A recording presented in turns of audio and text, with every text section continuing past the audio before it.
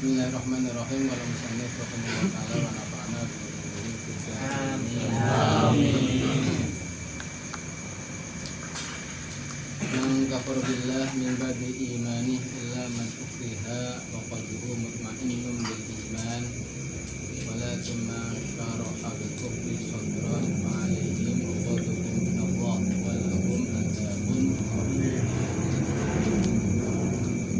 Ini ayat menjelaskan kalau dibuat pertanyaan bagaimana hukumnya orang yang dipaksa untuk keluar dari Islam, paksa keluar dari Islam. Dia umpamanya masuk agama selain Islam, kalau tidak keluar dari Islam maka dibunuh, tembak, dan itu serius.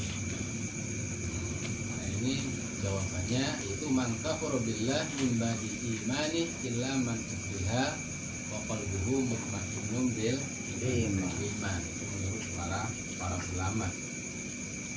Jadi orang yang kufur pada Allah sehabis dia iman, kecuali orang yang dipaksa dengan kekufuran, lalu dia mengatakan kata-kata kufur, sedangkan hatinya itu mutmainnun bil iman, mantap dengan keimanan kepada Allah itu, cuma dia dipaksa, itu pengecualian. Tapi orang yang kufur kepada Allah lalu hatinya merasa senang dengan kekufurannya, menerima dengan kekufurannya, maka fa'alaihim ghadabun minallah, dia akan dapat kemurkaan dari Allah, walahum adzabun adzim, dan dia pun dapat azab Allah yang sangat besar. Dzalika bi annahum istahabbul hayatud dunya al akhirah. Kenapa dia orang sampai udah iman lalu dia kufur dan memilih kekufurannya dengan suka hatinya? Itu semata-mata karena dia lebih mencintai kehidupan dunianya alal akhirah daripada akhirat. Wa annallaha la yahdil qaumal kafirin, dan Allah sama sekali tidak akan memberi petunjuk kepada orang-orang yang kafir, dan mereka itulah orang yang telah ditutup hatinya, ditutup pendengarannya, ditutup matanya dari kebenaran, dan ulaika humul ghafilun, mereka orang-orang yang lalai dari apa yang mereka inginkan. La jarama annahum fil akhirah humul khasirun, dan pasti orang yang seperti itu orang yang bakal rugi. Kenapa rugi? Sebab kembali mereka adalah neraka yang abadi. Neraka yang abadi. Nah, kalau asbabun nuzul ayat ini itu kepada sahabat-sahabat awal. Sahabat awal kita pernah dengar cerita lah, sahabat yang disiksa oleh orang kafir sampai mati. Siapa itu? Bilal. Itu Bilal. Itu nggak mati. Yasir. Terus nggak mati Yasir juga. Siapa? Ammar, Yasir, dan siapa? Ibunya. Ayah bukan. Sumiah. Lah, ada satu keluarga yaitu Ammar, Yasir, Sumiah. Itu masuk Islam, cuma dari golongan-golongan rendahan gitu. Itu semuanya budak. Nah, Ammar itu anaknya, Yasir itu bapaknya, Sumiah itu ibunya. Dan ada lagi yang lain itu Suhaib, Bilal, Khobab gitu. Nah, untuk ini ceritanya kepada Ammar itu Yasir dan Sumiah. Kalau Ammar itu disiksa oleh orang kafir sampai penyiksaannya ya luar biasa.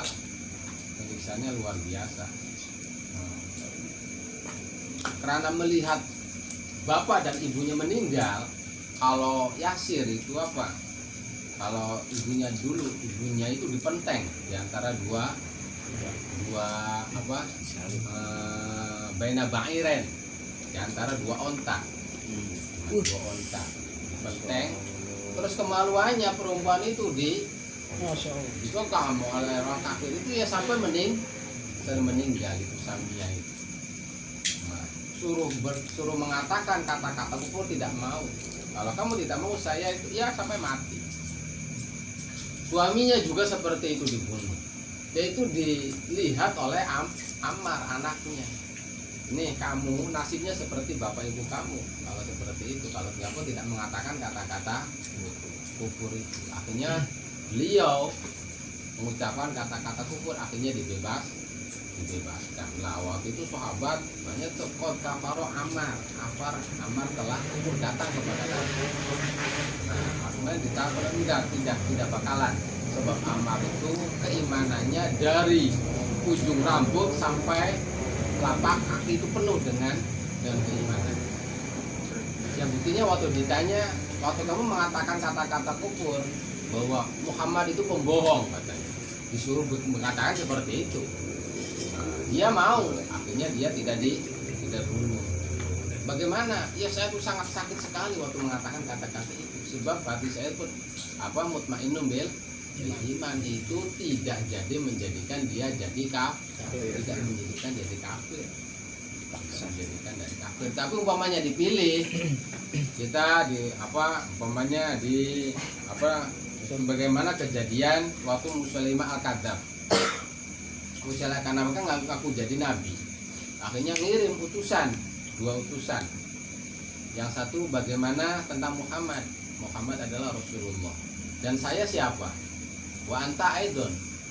Jawabannya akhirnya dia dilepas satu. Yang satunya lagi, siapa Muhammad Rasulullah. Saya siapa? Kalau kamu pembohong, ya langsung dibunuh.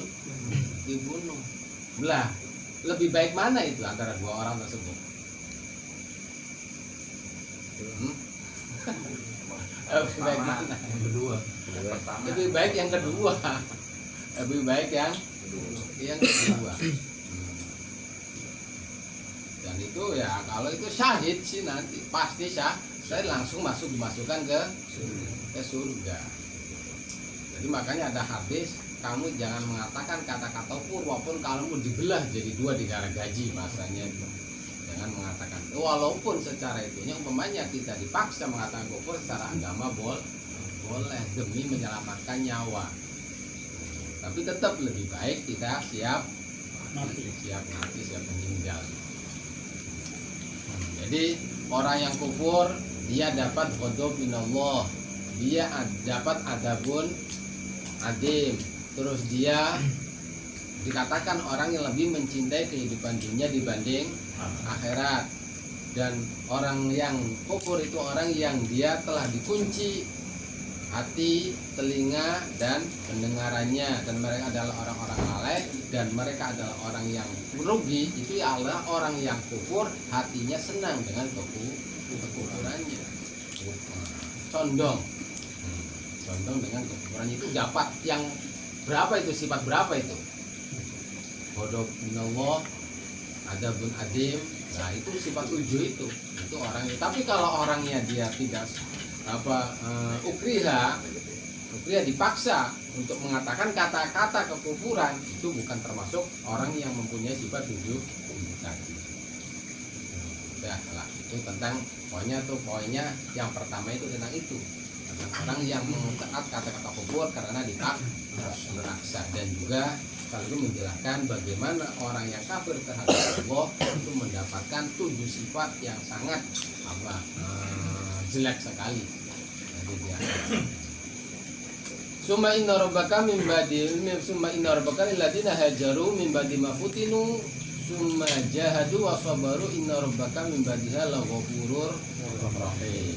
Juga orang sesungguhnya Tuhanmu kepada orang yang telah hijrah ke Madinah sehabis mereka difitnah, diadab oleh orang-orang kafir, lalu mereka membuktikan dengan keislamannya, mujahadah, sabar, ketaatan, inna rabbaka min ba'diha laghafurur rahim. Sungguh Tuhanmu sehabis itu orang zat yang maha pengampun. Jadi kita orang beriman itu jangan kita dianggap udah selesai urusannya. Kita tuh perlu perlu dibuktikan keimanan itu. perlu dibuktikan. Amanna wa hum la yuftanun, tidak bisa gitu. Kita iman, ya perlu dibuktikan keimanan sampai di mana. Itu kepastian. Masa orang iman kan surga ya? Masa surga itu cuma dengan kata-kata saja udah tidak bisa itu. Harus jahadu waso baru, kesabarannya terhadap ketaatan, mujahadahnya dalam melawan hawa nafsunya dia seperti apa. Nah, itu dibuktikan dengan itu keimanannya.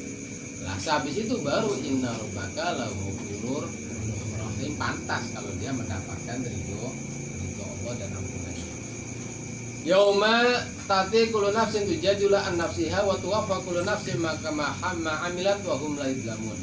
Di hari, coba ini ukur, wahai kekasihku Muhammad sallallahu alaihi wasallam, ingatkan kepada manusia tentang hari takti, yauma takti, yang datang kullu nafsin tujadila an nafsiha. Semua manusia itu bagaimana dia membela dirinya untuk selamat dari api neraka nanti di hari kiamat itu. Semuanya itu. Bahkan orang kafir pun, apalagi kita orang yang bermaksiat. Jadilu kullu nafsin an nafsiha. Lah, sampai-sampai perdebatan itu bukan cuma antara kita dengan istri, umpamanya dengan pernah yang kita kenal dengan apa, bahkan antara ruh dan jasa juga berdebat gitu. Yang namanya ruh dan jasa juga berdebat. Itu ya diceritakan dalam tafsir Munir dan tafsir Sawi, semuanya itu menjelaskan tentang cerita ini. Yang ceritanya itu dari Abdullah bin Abbas. Perdebatan roh dan jasad gimana nanti di hari kiamat itu. Fayaqulu ruh ya rabbi lam yakun liyadun abdi syubiha wala rijlun amsi biha wala ain absurubah. Tuhanku, itu kata jasadnya nih. Kata rohnya. Kata jasad yang disiksa itu roh saja. Kata rohnya yang nggak bisa, jasad saja gitu. Akhirnya debat antara roh dan jasad, mana yang disiksa. Akhirnya roh itu mengatakan, wah ya Allah, lam yakun, saya itu tidak punya tangan yang kita akhirnya menjotos atau mencuri, atau kita tidak punya kaki yang akhirnya kita itu berjalan kemaksiatan. Saya tidak punya mata yang akhirnya kita bisa melihat apa-apa. Maka fadhaim ali adab, udah jasad saja itu yang diadabnya banyak, sebab pelakunya ya jasad, yang kaki gitu tuh, mata gitu tuh, tangan, udah jasad aja. Nah, taruhnya kata jasanya apa jawabannya? Ya nggak bisa.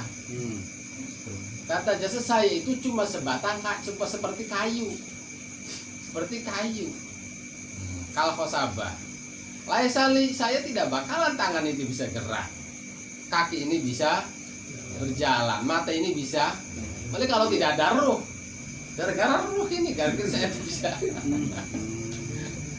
Kita juga yang namanya mata bisa melihat, tangan bisa gerak, itu gara-gara ruh. Kalau tidak ada ruh, mas saya itu seperti kayu, ya itu aja, kayu. Ya udah, jadi ruh aja ya itu yang gitu. Akhirnya kata Allah gimana, ya udah gini aja, udah saya pengen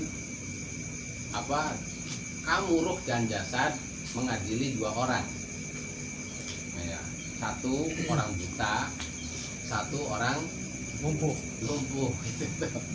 Akhirnya yang lumpuh itu tidak buta, yang buta itu bisa jalan. Akhirnya apa, yang digendong yang lumpuh itu sama yang buta, yang ngasih petunjuknya itu yang lumpuh itu. Ayo masuk ke kebun, mangan apa, ngasih makan apa. Itu yang salah siapa itu? Dua-duanya. Yang salahnya apa, yang buta apa yang lumpuhnya itu? Dua-duanya. Ya kata ya dua-duanya harus diadab semua. Ya udah, berarti roh dan jasad harus diadab semua ini. Iya. Ya Qurannya itu perubahannya seperti itu, kata ya itu dua-duanya salah, harus diadab semua, kata roh dan Dan jasad yang buta juga salah, yang lumpuh juga, masing-masing ada andil. Ya udah kamu juga roh dan jasad aja diadab semua kedua-duanya. Akhirnya seperti itu. Jadi ya pengen selamat itu yaumatijad dulu anak. Kullu nafsin tujaza an nafsiha itu semuanya. Waktu apa kullu tapi waktu apa kullu nafsin ma'amilat wa hum la yud. Kamu setiap jiwa itu akan dibalas apa yang mereka perbuat dengan tanpa dizalimi sedikit pun. Fadzarballahu masalan qaryatan wa kanat aminatan mutmainnah. Ini ada perumpamaan satu kota yaitu kota Mekah yang sebelumnya adalah aman dari penyerbuan, dari apa, mutmainnah. Ya tiha rizquha rohoda min kulli makan. Rezekinya melimpah, yang namanya kota Mekah itu dari semua penjuru. Itu sebelum Islam itu. Mekah pun sebelum Islam udah seperti itu. Yang namanya walaupun daerah yang gersang, tapi ya dari mana-mana yang namanya rezekinya itu. Min kulli makan, maka para bian umillah. Tapi mereka mengkufuri tentang nikmat-nikmat Allah dengan mendustakan Rasulullah SAW. Akhirnya apa? Mereka dikasih merasakan yang namanya libasal ju' wal khauf. Sampai 7 tahun tidak ada hujan. Dan Nabi udah hijrah waktu itu. Nabi udah hijrah. Mekah itu pecah klik. Tapi apa? Dia datang ke sana minta bantuan kepada Nabi, ya Nabi ditolong. Dikasih kiriman apa gitu. Nah, dan mereka ketakutannya, takut bisa royan Nabi dengan prajurit Nabi yang dikirim. Bima dan itu semua terjadi pecaklik bima kanu yaslaun, sebabkan apa yang mereka perbuat. Walaqad ja'ahum rasulun minhum, mereka telah datang rasul dari mereka, maka dauhu akhadul adab wa hum dzalimun, mereka menyusahkan Nabi. Maka Allah mengenai mereka adab berupa kelaparan dan takut. Wahum zalimun, dan mereka adalah orang-orang yang zalim. Dah intinya dari pembahasan malam ini tentang kekafiran yang terpaksa dan juga kekafiran yang sukarela. Terus tentang bagaimana kita orang mengaku orang beriman perlu ada ujian, siap diuji. Dan kita juga diingatkan bahwa nanti kita semua di akhirat itu saling berusaha untuk menyelamatkan dengan alasan-alasannya untuk selamat dari adab Allah. Dan juga perumpamaan tidak ada suatu musibah rasa khauf karena ulahnya sendiri. Ya wallahu alam bishawab. Ya.